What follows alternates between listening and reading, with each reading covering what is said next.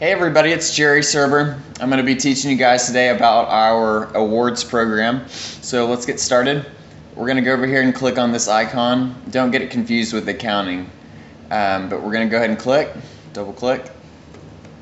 Go ahead and log in with the credentials that you guys have been given.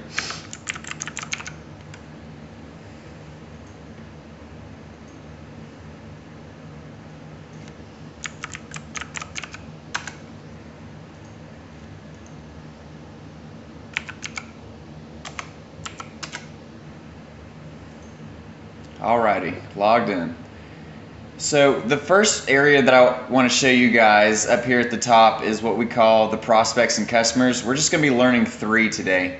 So the most important is your prospects and customers, your quotes and orders, which is right here, the stack of papers. And then lastly, I would have to split it between your calls and your emails, whichever you're using more. But most usually emails. So let's go ahead and get started with prospects and customers. This is where you look up everybody in our database. So you can look people up by their customer number down here in the bottom left. So you can hit retrieve. Let's just do one, for example, 7592. And boom, see how it pulls up the customer record. So anyways, I'm going to show you another way. So that's one way to search, is down here at the bottom left. You also got a way of searching by phone numbers. We're just going to use a generic one here.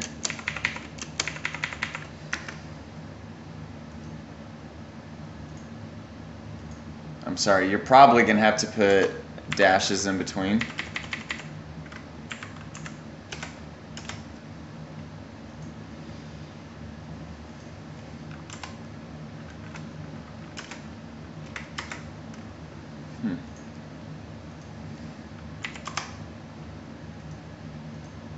There we go. Okay, so it may be better not to do spaces. You can see how the system automatically formatted it the way it needed to be. So the quickest way to remember is to put no dashes, no spaces. So that's very easy. So again, that's how you pull up a customer record. Moving on, last way to find somebody is going to be this bottom right is search, or the more specific search. So you can either search by the organization name, which I use most of the time. If you're trying to find a group of people by state, obviously you can click here. There's a lot of filters. So anyways, we're going to type in ABC BMX. It pulls up the customer record here in this area. Pay attention at the top. There's a bunch of words. These are actually tabs for different screens. So first off, you have the search. This is what we've searched, our search quote. So we'll double click that, and you'll see it automatically takes us to the customer one tab. And this has got all the information from customer number, their address, contact name, phone number, email. You can see the rest. A lot of times newer entries to the computer, newer customers, won't have all this filled out to the right. So it's very important that we get this filled out, as well as everything here on the left. Everything flows from left to right, so I always start on the left portion and work my way down, and then on this right portion I work my way down. That way you can easily organize this screen. So this is the most important screen under the prospects and customers. Remember, that's right here, the little guy. So number one, because I like to do things in threes, customer one's got all their info, and then over here you can click on calls, the calls tab. This is the second most important, and this basically shows when we contact the person, different dates. You can actually click on each call note, and down here in the call comments you can see remarks that people have left about whatever the conversation was about. So you can put all your notes here. Lastly is the emails. You can click here, this tab right here, and this right here has all the emails sent out.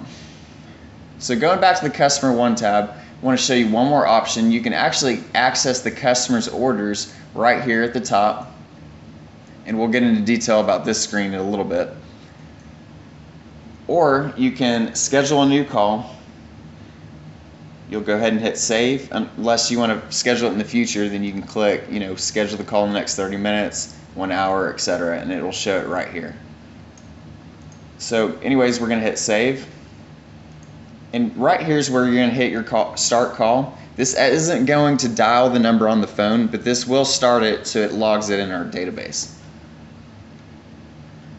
Start call. And then when we're done, we can hit end call.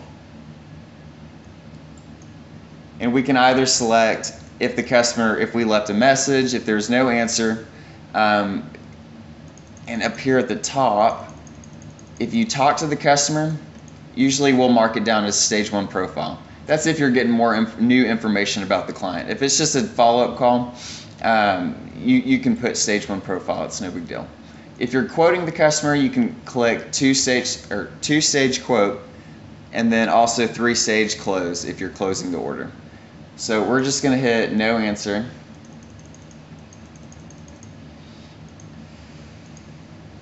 I'm sorry, hit no interest on accident. We're going to leave the call note, just put test for right now. Then we're going to close. So I'm going back to the calls tab, and you can see right here on the 28th of this month, this is when we made the call, and this is the call comments.